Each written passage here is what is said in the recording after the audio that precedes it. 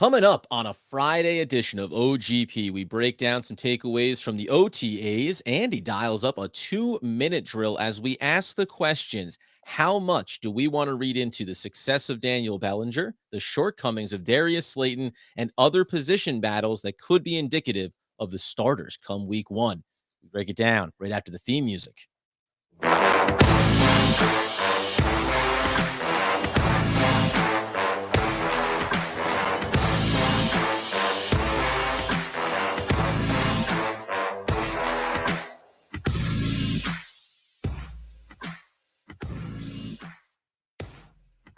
Oh, yes, it is OGP, the One Giant podcast, where you know the deal. We are your host over here, Adam Armbrecht, breaking down the Brooklyn Nets on the Locked On Nets podcast with my boy Doug Norrie.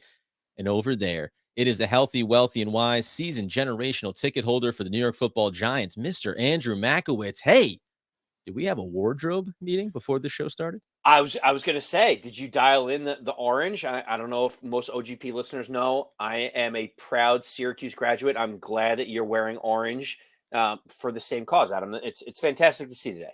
I'm a big fan of pumpkins. That was my thing. I for the YouTube watchers as opposed to podcast listeners, my orange. I mean, there's an intensity here. This thing is blind you in the middle of the night. This is safety while running in the dark orange that I am sporting today, but unplanned, yet a happy little accident, as we like to say on the podcast. We talk about today, as we said at the top, OTAs. We're moving into what will be the last session coming up next week. Few more opportunities to get some glimpses here, but it seems like now we're getting, at least from a media perspective, a few more insights. They're willing to be a little more critical as we work our way through. So we're going to dive right in on it. And essentially, we are going to call this the 2-minute drill coming out of the OTAs, Andy. And we start with the first 2 minutes we're going to dial in on are the injuries, because as we talk about obviously working through your OTAs, there's some guys that we knew were walking in the door with injury concerns, and then other ones that could loom a little bit larger, when I say we've got, of course, Thibodeau, Tony, Shepard, Hurt, Thomas, Martinez, Johnson, Jaquette, and Rodarius Williams, all wearing red jerseys in some form or fashion, removed from the action. Obviously, Nick Gates also recovering from, as it's reported, anytime they talk about it, gruesome leg injury. Is Thibodeau the only, I'm saying concerning in air quotes, the Dable said, you're not worried about it. He will be wearing a red jersey today, right? We don't know what it'll look like. No indications what it is, but everybody else in some form or fashion came into camp with injuries or things that they were going to be working through. Yeah, it's interesting. You mentioned Nick Gates, right? And I think literally on the injury designation, does it say the word gruesome? Because I haven't heard anyone just say that he has a leg injury. It's like, no, Nick Gates out with a gruesome leg injury. Like it is interesting how they rate that. Some of these players, as you mentioned, came in with injuries. You had Andrew Thomas getting some cleanup stuff. You had Kadarius Toney had a little bit of work. Darius Williams coming off an injury. Matt Perk coming off injury. Some of those are expected. The Kayvon piece is the more interesting one. Obviously, Daboll was a little bit coy about him wearing a red jersey, said he got rolled up on a little bit early, wasn't committing to Kayvon even being out there for training camp, which I thought was fascinating. But this is the dog days of summer where you kind of use more caution, and abundance of caution is a good thing. So hopefully Kayvon, if it's just a knock, he gets healthy, he's ready to go. Let's focus on him getting reps in the preseason and being ready for week one. Yeah, that's it, man. I mean, you can't read into something you don't have any information about. And we've gotten a really nice sample size seeing how athletic and quick and twitchy and dominant and strong and all that other good stuff. So we'll wait to hear more from him, though. 2-minute drill next up then would be Saquon Barkley. It was reported that he has been seeing significant, essentially, when we talk about how he's being utilized out of the backfield, frequently lined up as a receiver. And this actually gives a little bit of insight into the offensive game plan overall, where he was lined up out wide with Wan'Dale Robinson on the inside of him. There were sets where even Darius Slayton was in the backfield. We'll get to him a little bit later on, lined up as a running back. The versatility of this offense is certainly starting to be on display here in OTAs. And from a Barkley standpoint, go back a couple of weeks, we said, what were expectations? I was pretty bullish, and I'm not saying that this one OTA session or anything we're going to see in training camp is going to be indicative of it, but that I anticipate out of his rookie year that the pass catching becomes, a big component of how they want to utilize Saquon Barkley. Get him out in space, mitigate some of the hits that he takes in and around the line of scrimmage, and let him use his athleticism, his quickness, right? All that little close quarter work that he can do. Get him out on the outside there and let him go to work on arguably maybe the third or fourth cornerback on a depth chart. Yeah, you're absolutely right about Saquon Barkley. It's interesting because when we talk about Saquon, I ask you the question of how can Saquon get a second contract from the Giants? You seem to think that there's no world that he ends up getting one from the Giants, but I think him being able to catch balls out in space also allows him to stay healthy for as long as possible because he's not just running into the offensive line and getting fallen upon by 400-pound linemen. So the other piece of it that I think is interesting is the offense and the defense, even though they're two completely different sides of the ball, they want to accomplish the same thing, which is get the other team or other side confused with different looks. Oh, sure. And you look at Wink Martindale, his scheme is to have a bunch of different people blitzing and confuse people. Getting people like Wan'Dale Robinson, Kadarius Toney, Saquon Barkley out in space and moving them in motion is something that's going to cause defenses trouble. And if Saquon really can be that electric guy with the ball in his hands, catching passes out of the backfield, I think it may be a better way to utilize Saquon Barkley overall, as opposed to thinking he's a guy that's going to run into the line and get you 3.5 yards every single time for 25 rushes a game. Sure, you have to use the best part of the skill set, right? I think that's what you want to accomplish. There is a world where Saquon can get another contract. I think it's the best version of what could possibly happen for the New York Football Giants in the upcoming season. We'll save that for another day. 2-minute drill Daniel Jones. We mentioned now they're developing the play scheme. They're making it more dynamic. They're turning over how they want to approach using all these different weapons, and RPOs is going to be a big component of it. He put one, another player we'll get to here as well, in Adoree Jackson, put one right into his chest on an outside route, jumped that one, and could have taken it for a pick six. And then, one of the other things they talked about a little bit was Saquon Barkley coming out of the backfield, opportunity, try to get that ball to him on a swing pass, give him a chance to have some run after catch ability, short hops it. One of the things that I am worried about, or that I'm curious about to watch over the course of this offseason, is Daniel Jones on the move, right? Like, if you've been on social media I'm sure a lot of fans have been, and they show that play, the net drill, where Daniel Jones rolls out and throws one into the net. That thing's about as wobbly as you could be for a sub 15-yard pass play. And I'm not going to read everything into it, but I'm also going to make the note.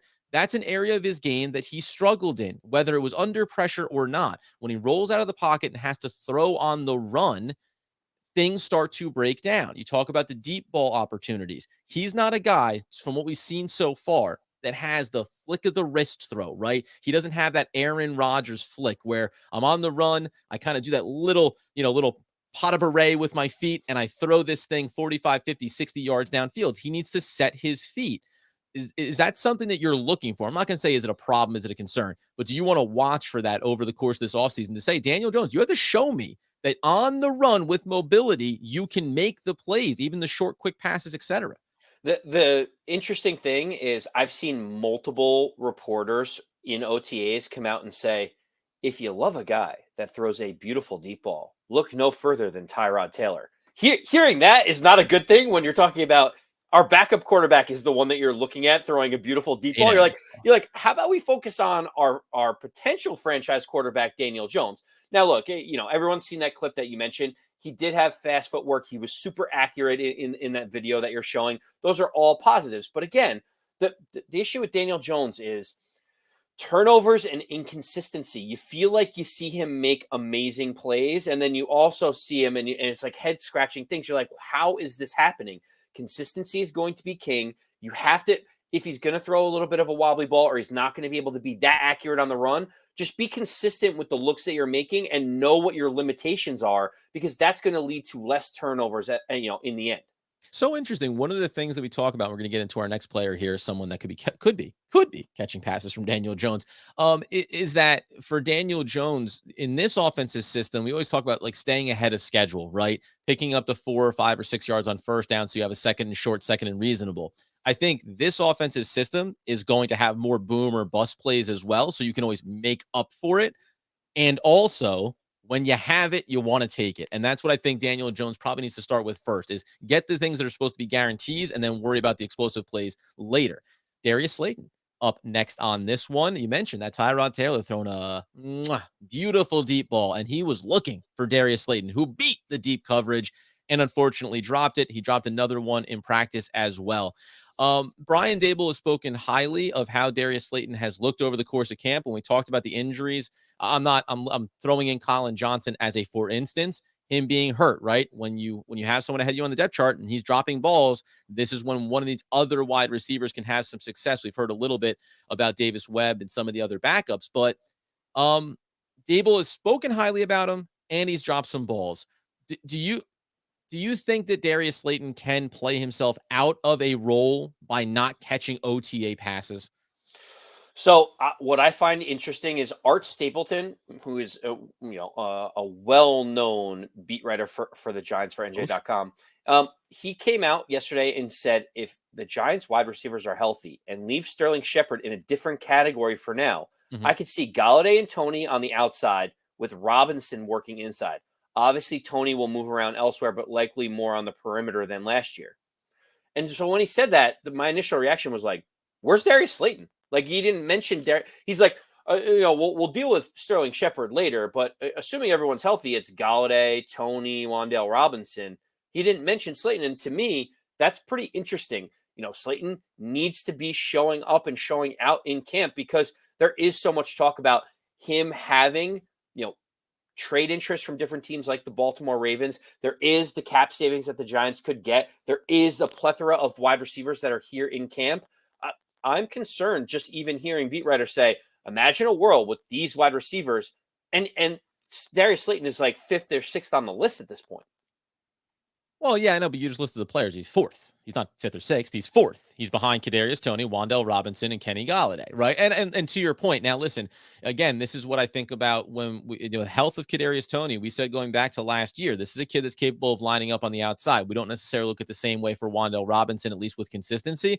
But if that's going to be the front, combined with another player we'll touch on later in Daniel Bellinger, combined with Saquon Barkley that we've already spoken about catching passes, right? You have Matt Breida, I think maybe that's kind of the point here is that I will leave it at this for now on Slayton. If he can show that he can take the top off of coverage, that's what his role needs to be, right? And you are being looked at as a guy in the group of receivers. Maybe you're at the top of those other receivers, but you're a guy in that group. If you have the speed and you can get downfield, then anyone else that's in that group, whether it's going to be a CJ Board, whether it's going to be a Foster, right? Whether it's going to be a Richie James, whether Colin, any of these guys, if whoever shows they can catch the ball when they get the opportunity, that's the guy that gets the next rep, right? And then the next rep after that. So I think Darius Slayton is not on thin ice from that standpoint, but I think he's probably closer to being one of the, quote, others as opposed to one of the starting group of players. And when you're a 5th round wide receiver, it's worth reminding, came out of Auburn, his total over his 3-year career there. I mean, it went to Auburn, didn't do anything in his rookie season.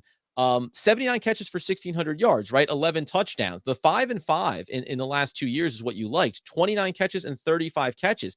He's a big play boomer bust receiver. And I think maybe from his rookie season success, we started to elevate expectations on him. Maybe we need to bring it back down to this idea of, hey, bring him in for a play, grip it and rip it, right? Let him run a burner route. Come down with that ball. You've got value. Miss those catches. You're probably on the outside looking in. Yeah, I was just going to say the one last thing I'll wrap up on Darius Slayton. I think you're right. I think his rookie year, he showed flashes and we're like, can Darius Slayton be number 2?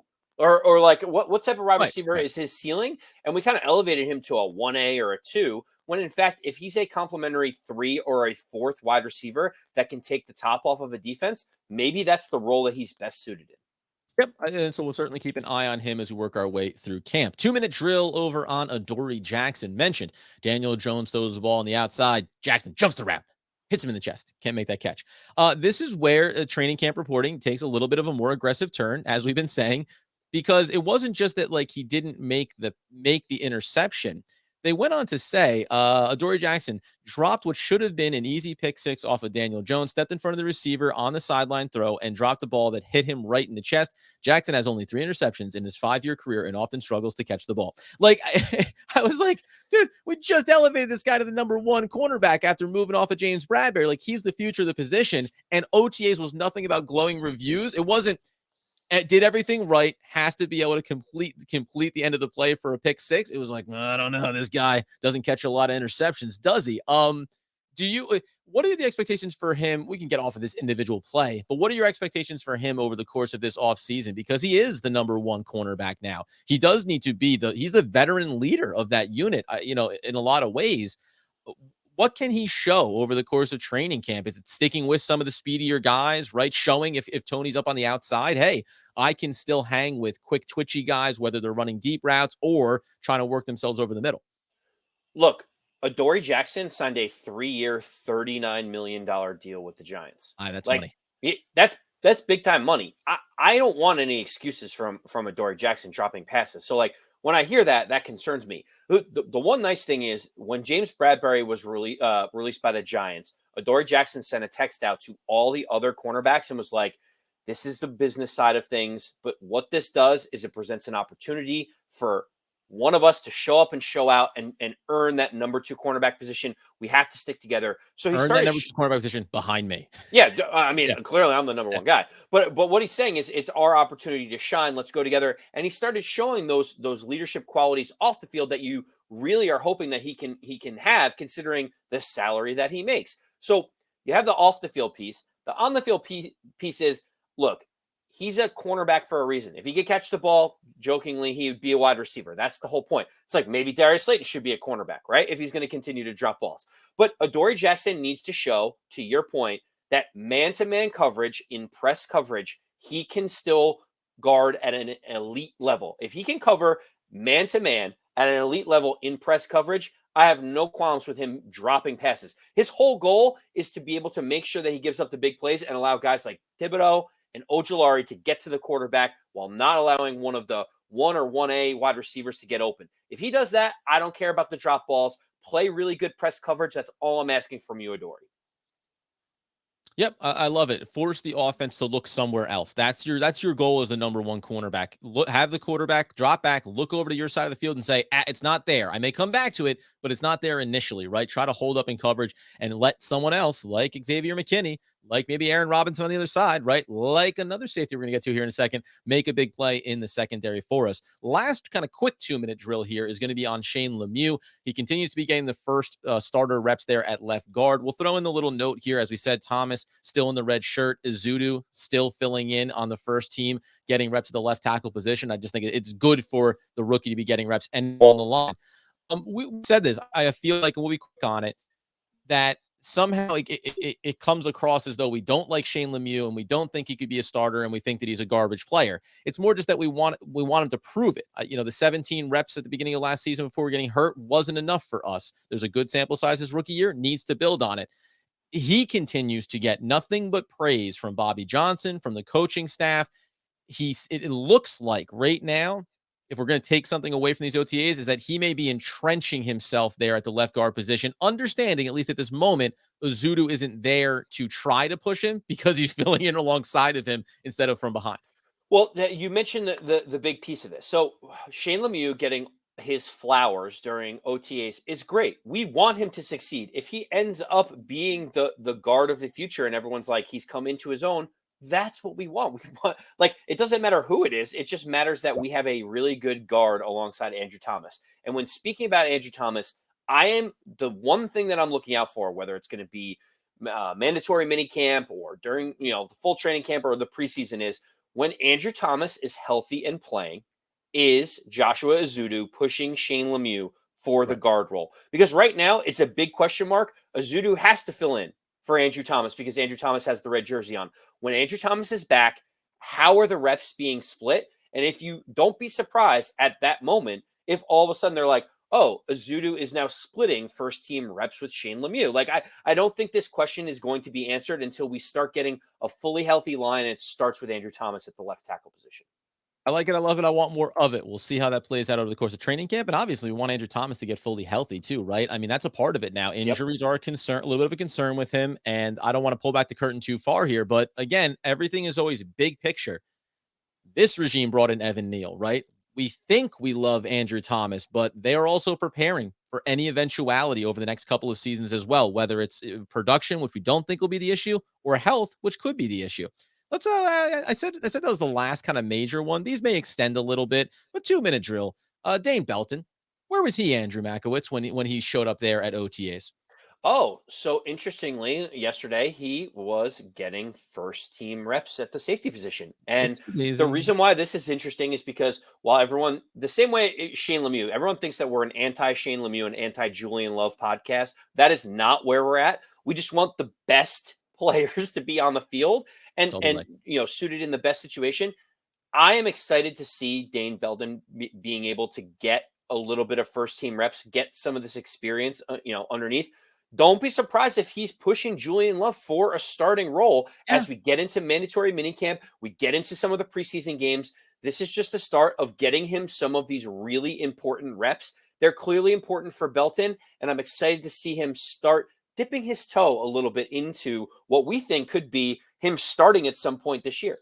And I think that that's really what you have to take away from this, because it wouldn't be anything negative if any of these rookie players. So if Dane Belton wasn't getting first team reps, wouldn't think anything of it.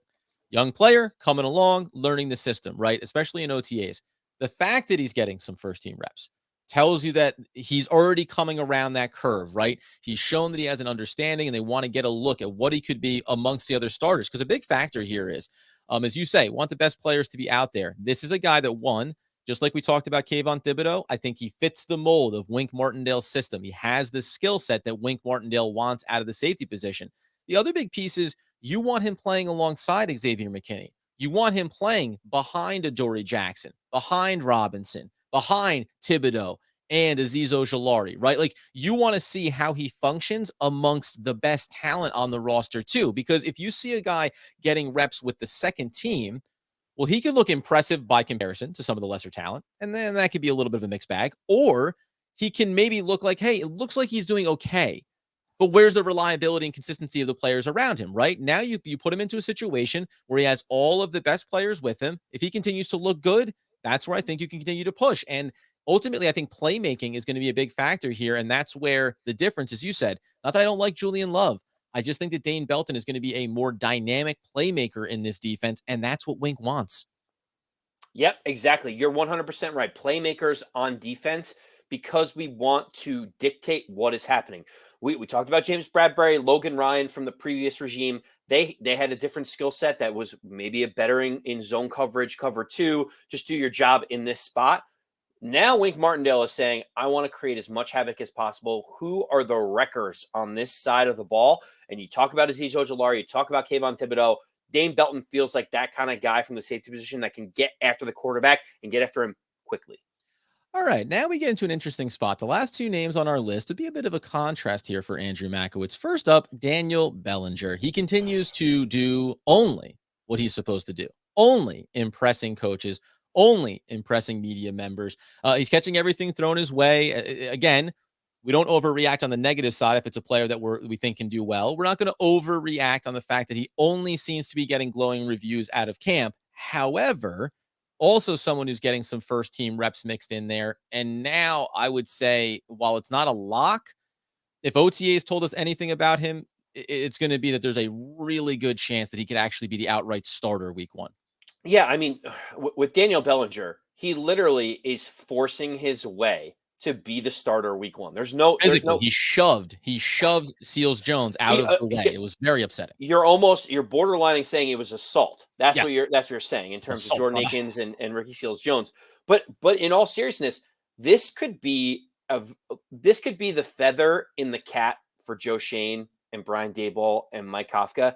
If they had a day 2 pick in Daniel Bellinger that ends up immediately turning heads and being like, that's the guy, and he's starting week one, and he's basically taken the starting tight end position by storm in OTAs and is not relinquishing it, this could be the feather in Joe Shane's cap where he's like, we identified a diamond in the rough, a guy that only caught 35, 40 passes in college, was underutilized. We think his athleticism would be perfect for this scheme.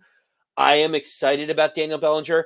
I had other tight ends ahead of him in my projections and draft analysis that I did, but I am pleasantly surprised that Daniel Bellinger has proven me wrong in terms of who I wanted, and now I am all chips in the table on Daniel Bellinger.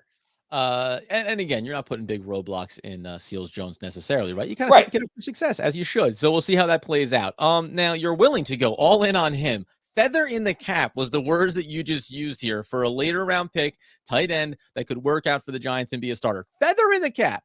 But for some reason, you have an issue with Wan'Dale Robinson receiving elite level hype over OTAs, with everyone saying, hey, the kid that was taken 43rd in the draft, that a little bit of question around him, was he worth it, etc., looks like he's proving everyone in the Giants organization right and anyone who doubted him on the outside wrong, yet you don't want to buy in. Look, I'm a hypocrite. What do you want from me? What do you want from me, Adam? I am a hypocrite. Do as I say, not as I do is one of the great old adages that I live by. I am loving the Daniel Bellinger hype. Sure. I am trying to temper expectations on the Wan'Dale Robinson talk. And you may say, why do you want to do that on Robinson? Like, so what if Bellinger comes out, he gets the starting job, and week one, all he does is drop every ball that's thrown to him and whiffs on all the blocking? Like, why are you okay hyping him up and setting him for potential failure? But Wan'Dale Robinson, like, I know what it is too. You're a taller guy. I'm on the shorter side. You just have a problem. It's a height. You judgmental, tall bastard. Wow. The bias that I have against tall people. Yes, that could be it, Adam. I am, almost 6'3", so I do have an affinity for the larger wide receivers and tight ends. Maybe the diminutive size of Wan'Dale Robinson at 5'7" could play into it. The real thing that I think separates my thought process on Bellinger versus Wan'Dale Robinson is the competition at each of the positions is really where it sticks out in my mind. Okay. I look at Daniel Bellinger and I look at the tight end room and I see what he's doing and I'm like, he deserves to start. Like, he is showing it out. If he continues to do this, he deserves to start. Wan'Dale Robinson, I feel like with Kadarius Toney in the room, with Kenny Golladay making big money in the room, with Darius Slayton still being here. You talk about Saquon Barkley catching more passes, with Sterling Shepard potentially getting healthy. I think there's enough wide receivers there where I don't think week one you have to say, we need a significant contribution for Wan'Dale Robinson. And I think that's the reason more than anything else that I'm saying, let's temper expectations a little bit on Wan'Dale Robinson and don't get so upset if he only catches one or two passes in week one, because they have to figure out exactly how his complement is in the wide receiver room. That part of I do get what you mean from that standpoint. However, we can't talk about Darius Slayton the way we just did and say that he's a part of the other group, not a part of the starting group, and then say he's one of the guys that's in the room, could be ahead of Robinson here. Likewise, the thing that I'll go back to is the way that Brian Daboll spoke at his introductory press conference and what he's echoed all off season long to this point.